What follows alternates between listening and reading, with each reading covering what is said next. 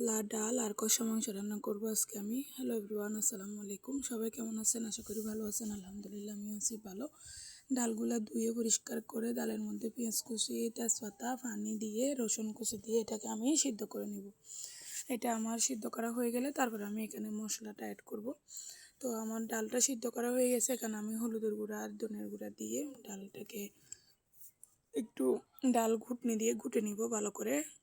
ডাল ঘুটনো দিয়ে না ঘুটলে এটা তো দানা দানা হয়ে থাকবে। এই যে ডাল ঘুটনো দিয়ে এটাকে ভালোভাবে ঘুটে তারপরে এখানে আমি পানি দিয়ে দিব। যেহেতু পাতলা ডাল রান্না করতেছি এখানে একটু আমি গরম মশলা অ্যাড করে দিলাম। তারপরে দিয়ে দিব আমি এখানে লবণটা আগে দিই না, যেহেতু ডালটা একটু দেরিতে সিদ্ধ হবে। লবণ পরে দিলে ডাল তাড়াতাড়ি সিদ্ধ হয়ে যায়। এখানে ভালোভাবে আমি গুঁড়ে তো দিয়ে দিলাম পানি। এখন আমি এটাকে রান্না করে নিব। তো ডাল দেখেন মাশাআল্লাহ আমার প্রায় রান্না শেষ। এটাকে তেল মেরে নিয়ে নিব রসুন আর পেঁয়াজ কুচি দিয়ে। তো মাংসটাকে আমি একটু সিদ্ধ করে নিব, সিদ্ধ করে পানিটা ফেলে দিব আর কি। এই জন্য হলুদের গুঁড়া, ধনে গুঁড়া, লাল মরিচের গুঁড়া দিয়ে লবণ দিব একটু বেশি করে।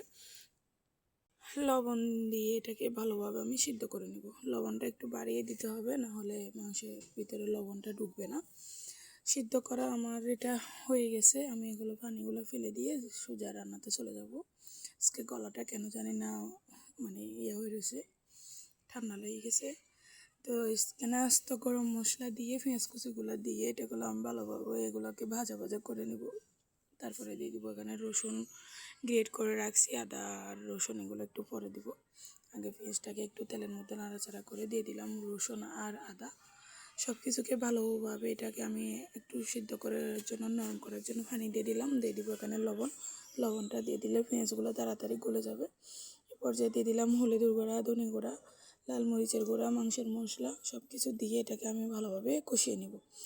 তো ওখানে আমি আজকে মাংসটা কষা কষা করে রান্না করব। দিয়ে দিব একটা আলু, জাস্ট আলুটাও দিয়ে একটু নাড়াচাড়া করে টমেটো, কাঁচামরিচ দিয়ে এটাকে কষিয়ে নেব। ভালোভাবে কষিয়ে নিব, যেহেতু মশলাগুলো দিছি সব কিছু একসাথে ভালোভাবে কষানো হয়ে গেলে তারপর আমি এখানে মাংসটা দিয়ে দিব। এটা কষার জন্য এখানে আর একটু পানি দিয়ে দিলাম, না হলে নিচে দিয়ে পুড়ে যাবে। ওই জন্য একটু পানি দিয়ে এটাকে কষিয়ে নেব।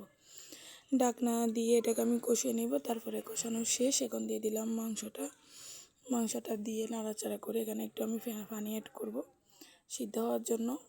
পানিটা দিয়ে এটা মাংস আমি রান্না করে নেব ভালোভাবে। তো আমার ভিডিও যদি আপনাদের ভালো লাগে অবশ্যই লাইক, কমেন্ট, ফলো দিয়ে পাশে থাকবেন। ভালোবেসে আপনাদের জন্য ভিডিওগুলো বানাই, আরও ভালোবেসে আমার পাশে থাকবেন। এই যে পানি দিয়ে দিলাম, এখন আমি মাংসটাকে রান্না করে নেব।